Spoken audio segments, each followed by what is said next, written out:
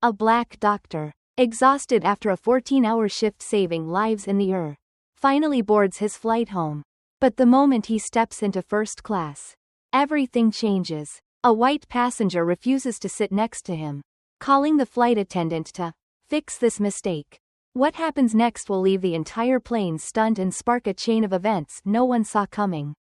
Stay with me. This is a story you need to hear.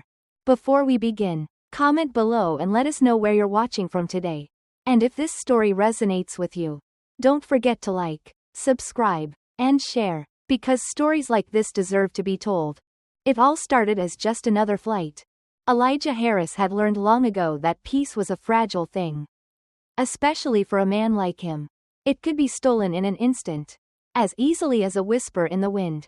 It had been a long week of meetings. Of carefully measured handshakes and polite nods in boardrooms where he was the only one who looked like him. He had played the game well. Worn the right suit. Spoken the right way. And yet still, when he walked into that first-class cabin, he felt it. That tension. Sharp as a blade. Hanging in the air. It was there in the quick glances. In the way the conversation around him faltered. In the way a man 3 rows ahead shifted uncomfortably as if Elijah's presence had altered the very chemistry of the cabin. And then there was the man in 3B. A white man, mid-60s, with a face chiseled by decades of privilege. A gold wedding band gleaming against his tanned skin. The kind of man whose presence filled a room before he ever spoke. He was seated, legs crossed, reading the Wall Street Journal, and didn't even look up as Elijah approached. But then, the moment his shadow fell over him, the man turned, glancing up with something between curiosity and irritation. Elijah didn't need to hear it to know. It was in the eyes. In the way the man's face stiffened. In the way his hands gripped the armrests a little too tightly. It was in the sigh. The slow, drawn-out exhale that wasn't meant to be subtle. Elijah didn't react. Not yet. He had seen this dance before. He simply set his carry-on in the overhead bin. Then slid into his seat beside the man. Silence. The kind that stretched too long. Heavy with the weight of something unspoken. Then the man turned toward him. His voice polished but edged. "Excuse me, are you sure you have the right seat?" Elijah met his gaze. Calm, unmoved. He pulled out his boarding pass. Held it up between 2 fingers. "Pretty sure."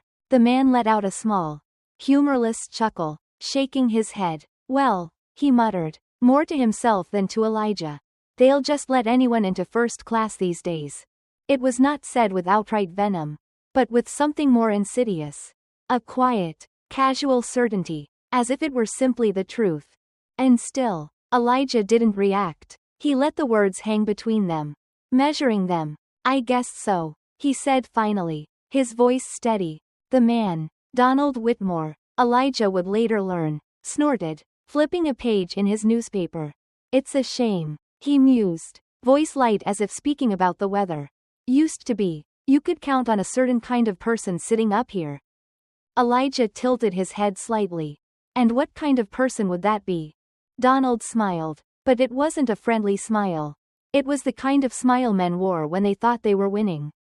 "People who belong." A pause. And there it was. Elijah had spent years in rooms full of men like Donald. Men who said things with the confidence of knowing the world would nod along in agreement. But this was different. This was not a boardroom where he had been invited. This was a space where he was assumed to be out of place. Elijah let out a quiet breath, settling back in his seat. "You know, I hear that a lot," he murmured. Donald smirked. "I'm sure you do." And then, as if satisfied, he turned back to his newspaper. Elijah said nothing more, but the tension remained, thick as the pressurized air around them. The flight attendants began their final preparations. A woman with blonde hair and a name tag that read Rebecca approached their row. "Mr. Harris, Mr. Whitmore, welcome aboard," she said with a practiced smile. But Elijah saw it, the flicker of something in her eyes as they moved between him and Donald. The subtle calculation of the situation. Donald leaned toward her slightly, lowering his voice. "Is there a manager on board? I'd like to speak to someone about my seating arrangement." Elijah watched her carefully. This was the moment. There was always a moment. A moment where the world decided whose comfort mattered more. Rebecca hesitated, her smile faltering just slightly. But it was enough. Elijah already knew what was coming. Mr. Harris, she said smoothly, if you'd prefer, we do have some extra seats in economy. You might find more room there. For a second, everything went quiet. Elijah exhaled slowly. And then he laughed. Not loud, not angry, but a laugh that held history inside it. Heavy and knowing. He turned to her, his eyes steady. Let me get this straight, he said, voice even. He's uncomfortable, so I have to move? Rebecca blinked, and the other passengers began to stir, their attention drawn to the exchange.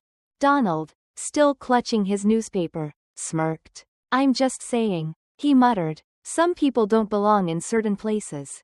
The murmurs started. A woman in the row behind them shifted in her seat. A young man a few rows away pulled out his phone, his thumb hovering over the record button.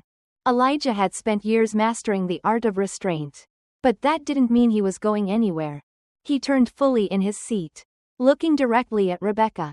I'm staying right here, he said. And that was when everything changed. It is an odd thing. The way silence can be loud. There is a moment, just before something breaks, where everything holds its breath.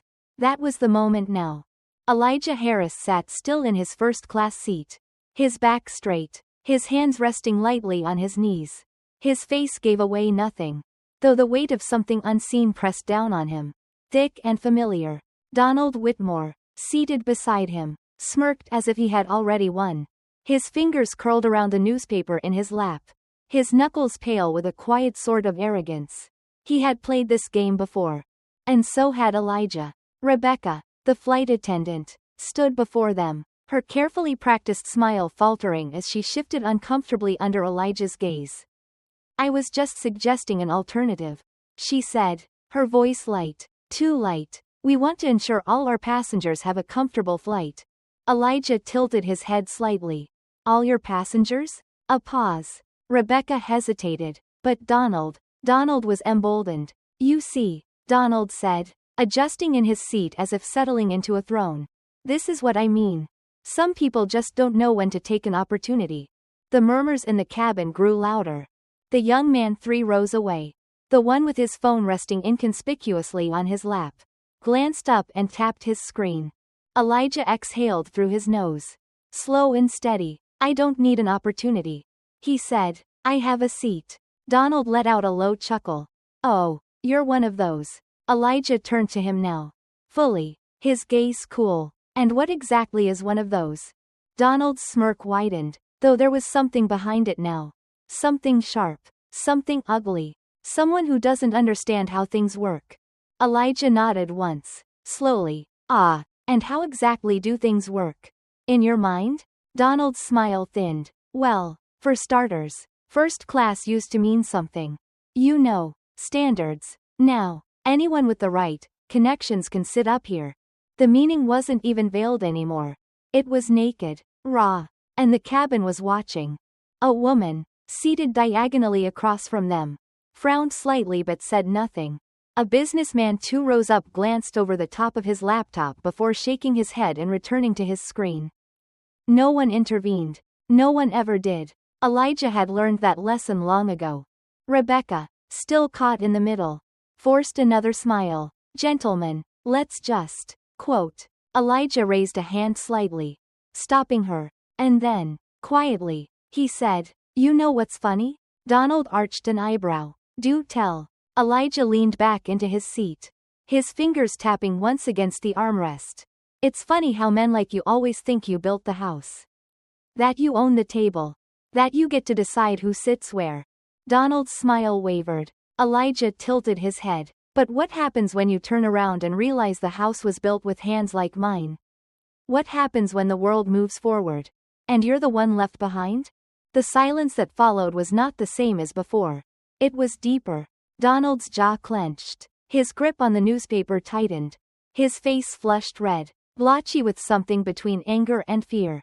For the first time, he had no words. And yet, just as quickly, he recovered. I'm not arguing with you, Donald muttered, straightening his tie. I'm just saying that some people don't belong in places they don't understand.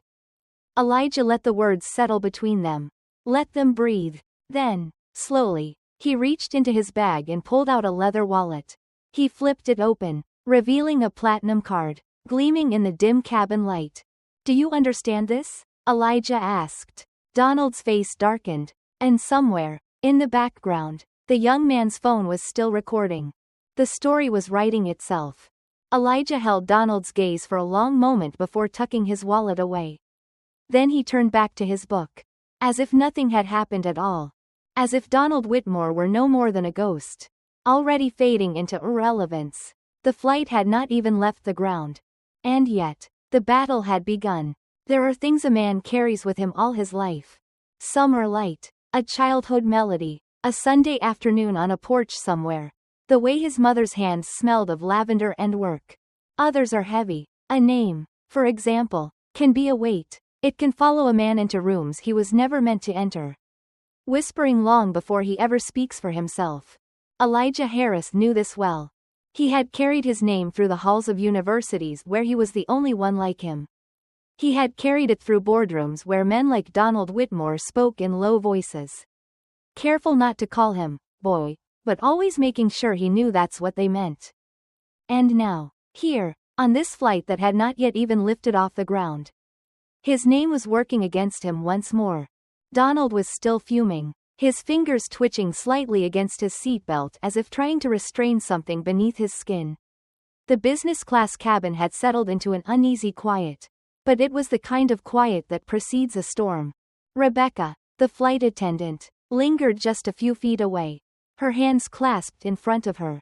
She was waiting. For what? Exactly. Elijah wasn't sure. Maybe for this moment to resolve itself. For time to smooth over the discomfort in the air. But time never did that. Not for men like Elijah. And then, as if on cue, Donald spoke again. You know, he said, voice measured but dripping with venom. I knew Harris once. A janitor at my firm. I believe. Worked hard. Never complained. You remind me of him. Elijah turned the page of his book. He did not look up. Donald leaned in slightly. That's a compliment. You know. Elijah finally lifted his gaze. Slow and deliberate. Is it? Donald smirked. Of course. Good. Honest work. There's dignity in that. Not everyone needs to be up here pretending they belong. A few murmurs rippled through the cabin. A man 3 rows up cleared his throat uncomfortably. The young man across the aisle, the one who had been recording, shifted in his seat but did not lower his phone. Elijah closed his book. Rebecca took a step forward, sensing the conversation was unraveling into something she could no longer ignore. Gentlemen, quote. Elijah held up a hand, stopping her. Then he turned fully toward Donald. You want to talk about work? He asked. His voice calm, smooth as glass. Donald crossed his arms. Go on. Elijah leaned back, tapping a single finger against the armrest. Tell me, Donald, what work have you done that wasn't handed to you? Donald's smirk faltered. Excuse me? You sit here in this first-class seat. In a suit I imagine you didn't even have to pick out for yourself. And you think that makes you someone? Elijah said, his tone still quiet, still steady. But I've seen men like you before. You inherit, you expect it, you take, but you do not build. Donald's jaw clenched. Elijah continued, my name carries weight because I made it mean something. He said, I didn't step into a legacy that was already waiting for me. I built mine from nothing. Can you say the same? Donald opened his mouth, closed it. The young man with the phone was still recording. And now, something else was happening. Passengers, people who had previously been pretending not to listen, were turning fully in their seats. Watching, waiting. Donald seemed to sense it, too. His face darkened, his fingers tightened on the armrest. But before he could fire back, a new voice entered the conversation. I think that's enough. The captain, a tall man with neatly pressed shoulders and an air of authority, stepped into the cabin. His presence shifted the energy in the space instantly. Everyone sat up a little straighter, adjusted their postures as if afraid they might be called upon next. He surveyed the scene, taking in Elijah, Donald, and the flight attendant still hovering between them. I've been informed there's an issue, the captain said. Rebecca hesitated. There was just a misunderstanding. The captain's gaze landed on Donald. Sir, is there a reason you're disturbing our passengers? Donald's face flushed. I was simply voicing a concern about seating arrangements. The captain's expression didn't change. I see. And do those concerns warrant harassing another passenger? Donald scoffed. Oh, come on. You know how this looks. But then he caught himself. He saw the young man with the phone. He saw the businessman up front, now openly frowning in his direction. He saw the older woman a few rows back shaking her head. Disgust written across her face. And for the first time since the flight began, Donald seemed to realize he had lost. Sir, the captain said, his voice firm, if you cannot treat our passengers with respect, we will have to ask you to deplane. Silence. A long, long silence. And then, finally, Donald exhaled sharply through his nose. He unclenched his fists. He settled back into his seat. Fine, he muttered. Rebecca let out a breath she hadn't realized she was holding. The captain turned to Elijah now. Mr. Harris, I apologize for the disturbance. He said, if there's anything we can do to make your flight more comfortable, let me know. Elijah nodded once. Thank you. And just like that, the moment passed. The captain returned to the cockpit. The murmurs in the cabin faded. The passengers turned back to their books, their conversations, their carefully composed indifference. Elijah reopened his book. And Donald? Donald sat there, stewing in the weight of a name he would never carry. There are ghosts in America. They do not rattle chains in the dead of night or haunt the halls of abandoned houses. They live in the spaces between words, in the silent transactions of everyday life, in the quick glances exchanged between strangers who both know what isn't being said. Elijah Harris had lived with these ghosts all his life. He had learned to recognize them the way a sailor learns to read the sky before a storm. And now, sitting in the business class cabin of Flight 172, he could feel them gathering. Donald Whitmore, still brooding in his seat, was one of them, but he wasn't alone, because now, something new was happening. The tension in the cabin had not dissolved. It had only settled into a thick, heavy quiet, the kind of quiet that comes before an explosion. Passengers stole glances at Donald, some with disapproval, others with amusement, and a few with something closer to satisfaction. They had witnessed a man try to impose his will on the world and fail. But Elijah knew better than to believe that was the end of it. Men like Donald did not lose. Not in any way that mattered. Not in boardrooms, not in courtrooms, and certainly not in the unwritten laws of the world they had built for themselves. It was only a matter of time before he tried again. The first sign came when the flight attendant, Rebecca, returned. She approached Elijah with a tight, forced smile. Her fingers knotted around the tablet she used to check seating arrangements. Mr. Harris, she said, voice hushed. Would you mind stepping to the galley with me for a moment? Elijah said nothing at first. He only stared at her, waiting for her to blink, to look away, to show some sign of what this was really about. When she didn't, he nodded and unbuckled his seatbelt. The galley was a narrow strip of space between first class and the economy section. Just wide enough for a conversation that wasn't meant to be overheard. Rebecca hesitated before speaking, glancing past Elijah's shoulder as if making sure no one was watching too closely. There's been a complaint, she said. Elijah's lips barely moved. A complaint? Rebecca nodded. A concern. Elijah exhaled slowly, waiting. Rebecca's eyes flicked to the side. Some passengers have expressed discomfort. Elijah almost laughed. Of course they had. Discomfort. Not at what had happened.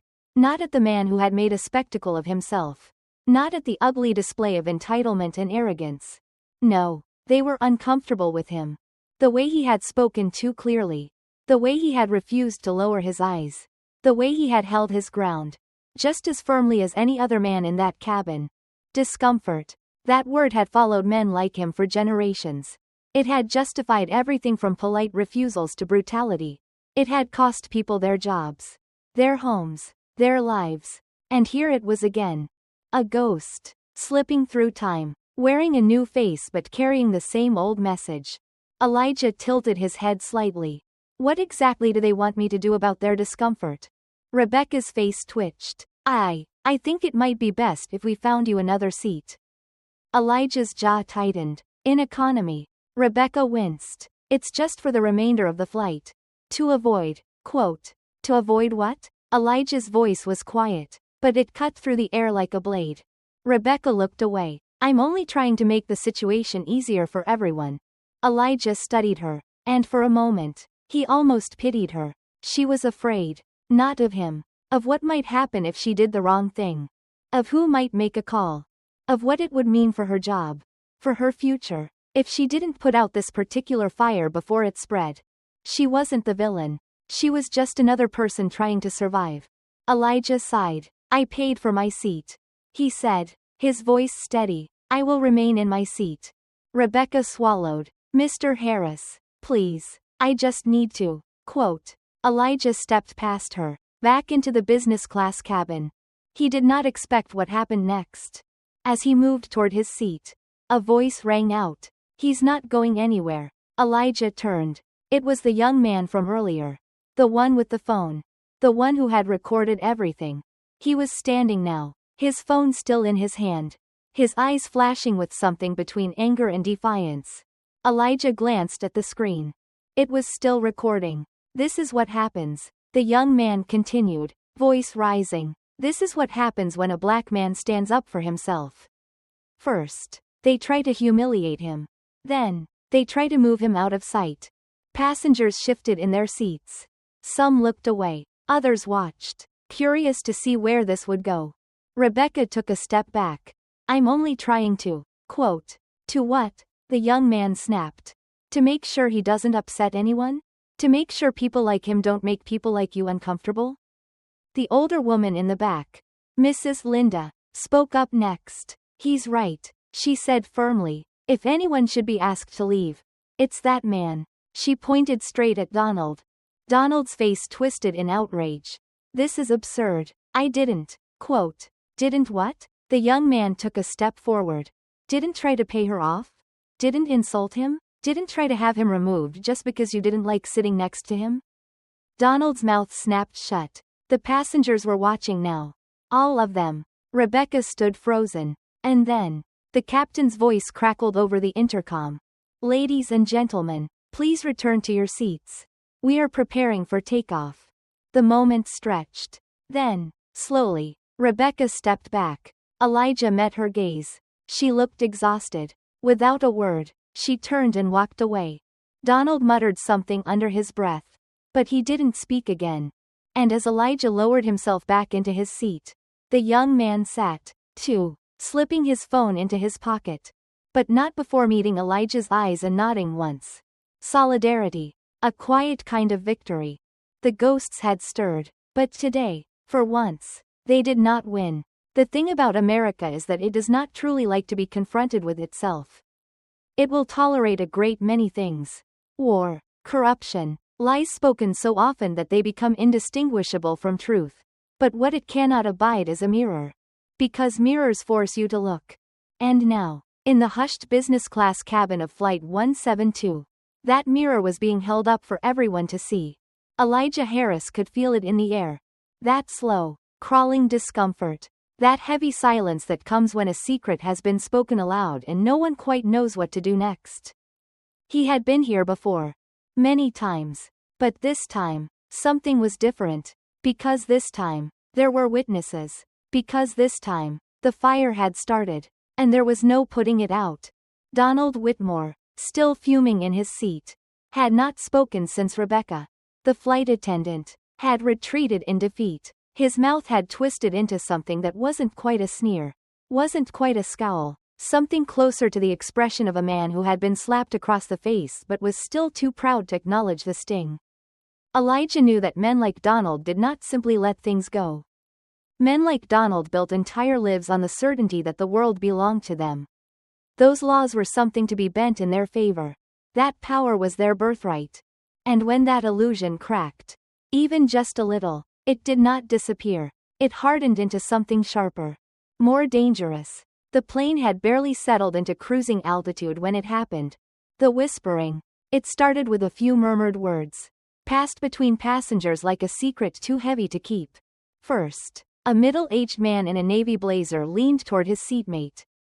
Then, a woman in pearls pursed her lips and shook her head, her gaze flicking toward Elijah before darting away. Even Rebecca, who had tried and failed to keep the peace, was avoiding his eyes now, staring straight ahead as if she could will herself into invisibility. Elijah had seen this before, too. The way white people rearranged themselves in the aftermath of a confrontation. Like a river shifting course after a storm. They did not apologize. They did not acknowledge what had been done. Instead, they simply rewrote the story. And the new version always sounded the same.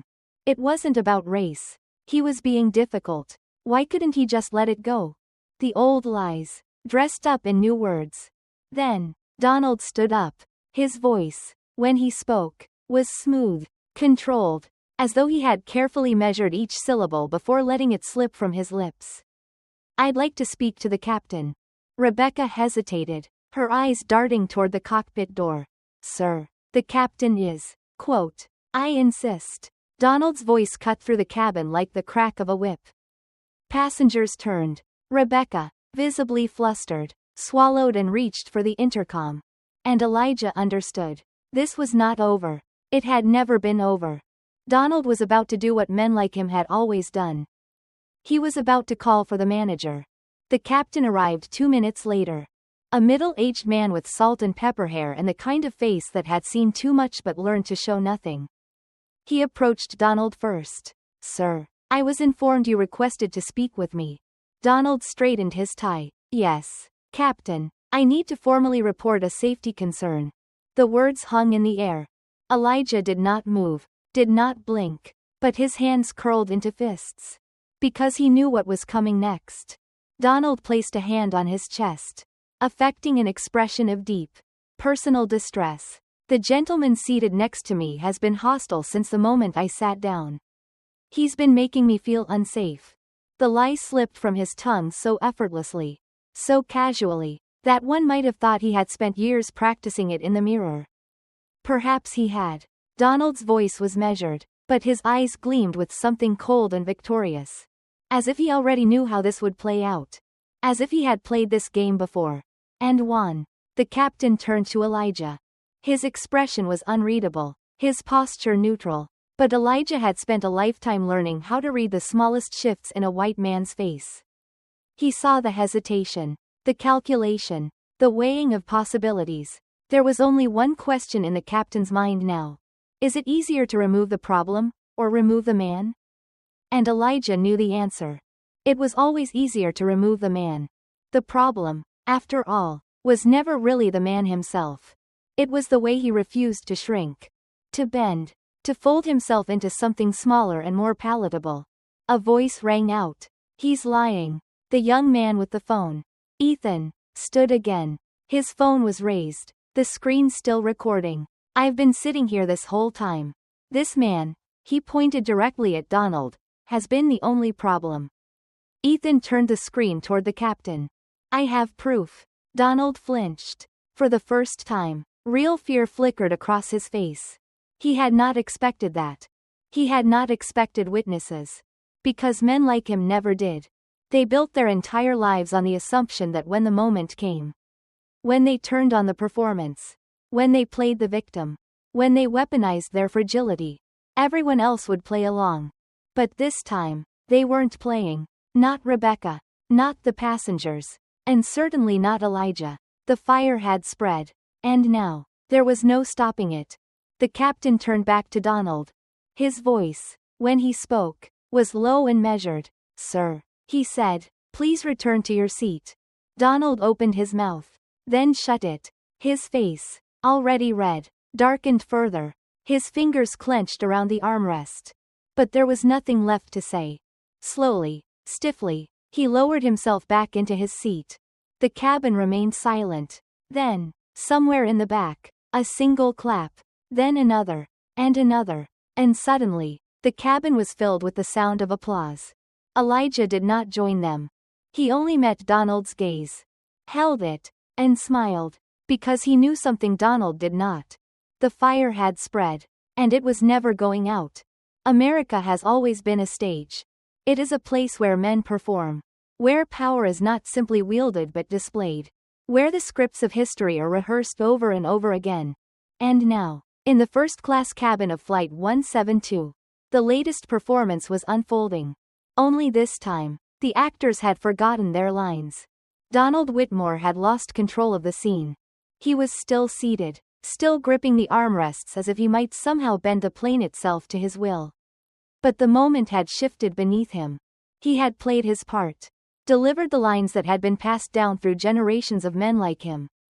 He had claimed to feel unsafe. He had tried to cast himself as the victim. He had expected the script to follow as it always had. The black man would be removed. The cabin would settle back into its easy silence. And the world would keep turning. Unchanged. But something had gone wrong. Ethan, the young man with the phone, had turned the camera on. Rebecca, the flight attendant, had faltered. The captain, forced to choose between the truth and the lie, had chosen the truth. And now, there were witnesses. Elijah Harris did not move. He sat still, watching as the world around him shifted. He had spent his whole life watching moments like these unfold. At lunch counters, in department stores, on sidewalks and buses and courthouse steps. Moments where the lie was spoken so confidently, so forcefully, that even the truth had to pause and consider whether it might be mistaken. But not this time. This time, the lie had been caught in the act. It had been recorded. And the world was watching. Somewhere toward the front of the cabin, a woman spoke. "I'd like to see the footage." She was older, dressed in a navy pantsuit. The kind of woman who carried authority in her very posture. Ethan hesitated only a moment before turning the phone toward her. She watched. Others leaned in to watch. And as they did, the murmuring started. Low at first, then rising. "This is unbelievable. He's been sitting there quietly this whole time. I knew it wasn't right." Rebecca, still standing by the aisle, shrank slightly under their scrutiny. She had aligned herself with the wrong story. And now, she was realizing it too late. Donald, for his part, was silent. His face, once twisted in indignation, had settled into something else. Something closer to calculation. A man like him had not made it through life without learning when to fight and when to retreat. And so, slowly, deliberately, he leaned back in his seat, crossed his legs, and let out a short, humorless chuckle. "Well," he said, his voice dripping with something that might have been amusing if not for the sharp edge beneath it. "I suppose we've all had our fun. Haven't we?" The cabin fell silent. Elijah turned his head, meeting Donald's gaze. And for the first time, he saw it. The fear. Not the fear of a man who had been bested, but the fear of a man who had been seen. Men like Donald were never afraid of being wrong. They were afraid of being caught. The captain cleared his throat. "I believe this matter has been settled," he said, though his voice carried none of the usual authority. It was not a command. It was a plea. A desperate attempt to move past the moment before it unraveled any further. But the moment had already escaped him. Because now, passengers were pulling out their own phones. Now, they were whispering not just about what had happened, but about what would happen. Now, the story was leaving the cabin. And once a story like this leaves the cabin, there is no bringing it back. Elijah sighed. He had not asked for any of this. He had not boarded this flight looking for a confrontation. Had not sat down expecting to become the center of a battle that had begun long before he was born. But that is the nature of living in a country like this one. You do not get to choose when history finds you. You do not get to decide when it is your turn to carry its weight. And so, he picked up his book, turned a page, and let the world watch. Because now, there was no looking away. "Once, when I was a boy, my father told me that the worst thing a man like me could do was make himself visible. He said the world would let me live so long as I did not remind it that I existed. And so I learned, as every black child learns, how to move without being seen. How to shrink myself in white spaces. How to hold my tongue when I was accused of something I did not do. How to let a man like Donald Whitmore take up all the air in the room while I smiled and stayed silent. But I have never been good at disappearing. And now, as I sat on Flight 172, I understood something my father never told me. It does not matter how still you sit, how small you make yourself. One day, the world will see you anyway. And when it does, it will try to set you on fire. The cabin was no longer a place of hushed conversations and comfortable silences. It had become something else entirely. It had become a courtroom, a battlefield, a theater where the oldest story in America was being played out once again. Rebecca, the flight attendant, was shifting her weight from foot to foot, eyes darting between the passengers and the captain, looking for an escape that was no longer there.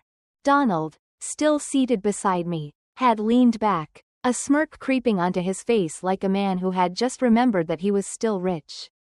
Still white, still powerful, still the kind of man who had always walked away from things like this untouched.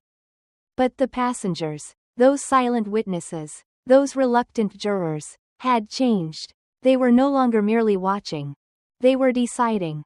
And for the first time in his life, Donald Whitmore was not the one in control. Somewhere behind me, a voice spoke up. I think he should be the one to leave. It was an older woman. Mrs. Linda, the same woman who had come to my defense earlier. Her voice was steady, unshaken, carrying the kind of authority that only comes from a life of seeing too much and staying silent for too long. Another voice joined hers. He was the one causing trouble. Then another. I don't feel comfortable flying with someone like that. The murmuring grew. The tide was turning. And for the first time since this began, I saw something flicker in Donald's eyes. Not anger.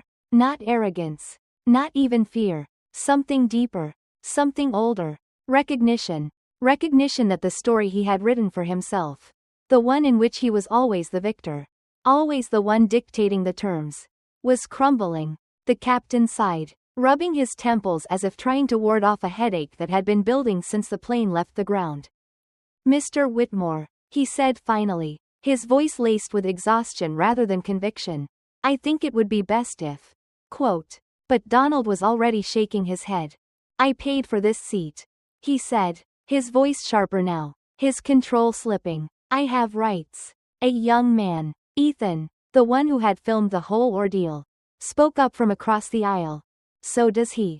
He pointed at me. Donald's face twisted. And in that moment, I saw it all. The entire history of this country wrapped up in the expression of a man who had never been told, no, and could not comprehend that today might be the first time. He turned to Rebecca, his last remaining ally, and said the words I knew were coming. You're really going to let them decide what happens to me? Rebecca flinched. I almost pitied her. She had spent her entire career believing that men like Donald Whitmore were the ones she was supposed to please. That her job was not simply to serve but to obey. And now, with all eyes on her, she had to choose. She had to choose between the man she had been trained to appease and the truth that was staring her in the face. Her lips parted. She hesitated. And then, in a voice barely above a whisper, she said, he's right. A pause. A sharp inhale from Donald. Then Rebecca lifted her head. Her voice stronger this time. Mr. Whitmore, you need to leave. And just like that, the dam broke. Donald shot up from his seat. This is ridiculous. He spat. But he could see it now. The shift in the air. The way the passengers had closed ranks around me. The way his authority had drained from the room like water slipping through his fingers. A moment ago, he had been the master of this space. Now, he was just another man being escorted to the exit. He grabbed his bag from the overhead compartment with jerky, furious movements. And as he stalked past me, he leaned down, just close enough for only me to hear. This isn't over, he whispered. And I smiled, because he still thought that this was about him. He still thought that this was a game he could win. He did not understand that the moment the world saw him, the moment the world recognized him, he had already lost. As the cabin door closed behind him, a hush fell over the space he had left behind. It was not relief. Not yet. It was something closer to realization. The realization that something had changed. That something had ended. The captain exhaled. Rebecca turned away. Ethan checked his phone, no doubt seeing the video he had recorded continuing to spread. And me? I picked up my book. I turned to another page. And I let the world burn. When you have lived long enough in this country, You learn that justice is not a destination. It is a performance. A fleeting spectacle that plays out in front of an audience eager to believe that the world is fair. The moment Donald Whitmore stepped off that plane, I knew the show was over. But I also knew something else. The fire had not been extinguished. No, it had only been carried outside. And in America, fire never dies. It waits. It waits for the next moment. The next opportunity. The next man foolish enough to believe he is immune to the truth. And so, as the flight continued, as the cabin returned to its normal rhythm, as Rebecca retreated into the safety of her silence and the other passengers exchanged uneasy glances, I did not allow myself to celebrate. Because I knew that somewhere, beyond this plane, beyond this moment, the story was still being written. And I did not know how it would end. By the time the plane landed, the world had already caught wind of what had happened. Ethan's video had spread. News articles had begun to appear, each one dissecting the event with a clinical detachment that made my stomach turn. Racist businessman removed from first-class seat after confrontation with NBA legend. Shaquille O'Neal stays calm as white passenger tries to have him moved to economy. Flight attendant accepts bribe in discrimination controversy. The headlines told a story. But they did not tell the story. They did not tell the story of how it felt to sit there. To be made small in a space I had paid to exist in. They did not tell the story of the silent faces. The people who had watched without speaking. Whose discomfort had not been enough to move them. They did not tell the story of how I knew. I knew that this would not be the last time. Because in America, it is never the last time. Outside the airport, the night air was thick and unwelcoming. I stepped into a waiting car. The driver glancing at me through the rearview mirror with the same look I had seen my entire life. Recognition. Curiosity. A silent calculation of whether he should say something. He did. Man, I saw what happened on that flight. He said, "You handled that real smoothly. Didn't let it get to you." I smiled, but it did not reach my eyes. "That's the trick, isn't it?" I said. "Yeah." He nodded, his grip tightening on the wheel. "That's the trick." We both knew what we meant. Because we had both learned the same lesson. That to survive, we had to be more than calm. We had to be untouchable. Unshaken. Unmoved. Even when we were burning inside. A week passed. The story refused to die. Donald Whitmore had disappeared from the public eye. His company releasing a carefully worded statement about how his actions did not reflect their values. Rebecca had been suspended pending an internal investigation. Ethan's video had been viewed millions of times. Dissected, debated, turned into think pieces and Twitter threads. Some people called me a hero. Others said I was overreacting. And some simply refused to believe it had happened at all. Come on, Shaq. Was it really that bad? That was the question a talk show host asked me when I finally agreed to speak publicly about what had happened. I looked at him, and I saw what he wanted. He wanted reassurance. He wanted me to say, "No, it wasn't that bad." He wanted me to make the audience comfortable. To tell them that this was an isolated event. A single incident of ignorance. A mistake. But I was tired. I was so very tired. And so I said, yes. I let the words sit there. Heavy. Immovable. Yes. I repeated. It was that bad. And worse. It was expected. The host blinked, caught off guard. What do you mean? I mean that you're surprised it happened to me. I said, because you know who I am. Because you think my success should have protected me. But tell me something. Who protects the people who don't have cameras watching? Who protects the people who don't have millions of followers ready to defend them? Who protects them? He did not have an answer. Because he did not have to. Because we all knew the answer. No one. A month passed. The world moved on.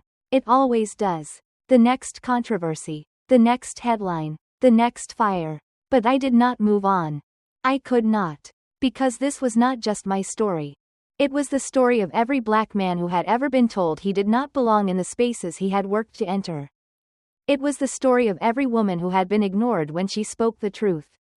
It was the story of every person who had ever sat in silence, hoping the storm would pass, knowing it would come again. And so, I did what I had always done. I stood up. I spoke. And I let the fire burn. Because some fires are not meant to be extinguished. Some fires are meant to change the world.